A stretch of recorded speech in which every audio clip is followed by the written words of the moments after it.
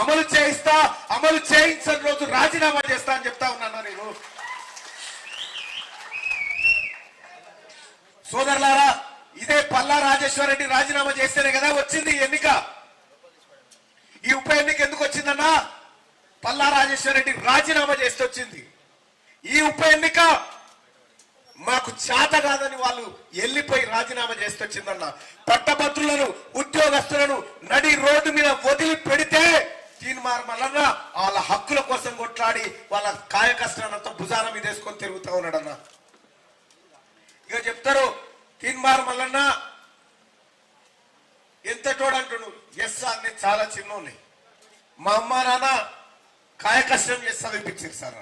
ప్రభుత్వ హాస్టళ్లలో తిన్నా సార్, ఆన్నే పెరిగినా. నేను చదువుకుంటూ ఫీజుల కోసం ఛాయ్ అమ్ముకున్నా సార్ రోడ్ల మీద. నేను తప్పు చేయలే, నేను దొంగతనం చేయలే సార్.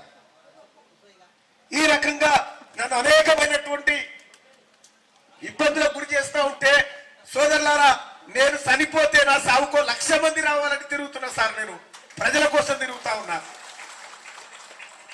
ఇలా కేసీఆర్ ఒకటే, కేటీఆర్ ఒకటే, తీన్మార్ మల్లన్న మా ప్రభుత్వాన్ని కూలగొట్టే దాంట్లో ఉన్నాడు.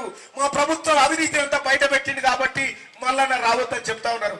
అన్నా ఒకటి చెప్తా ఉన్నా, కాంగ్రెస్ పార్టీ నాకు అవకాశం ఇవ్వచ్చు, వామపక్షాలు 24 సంఘాలు మద్దతు ఇవ్వచ్చు అన్న.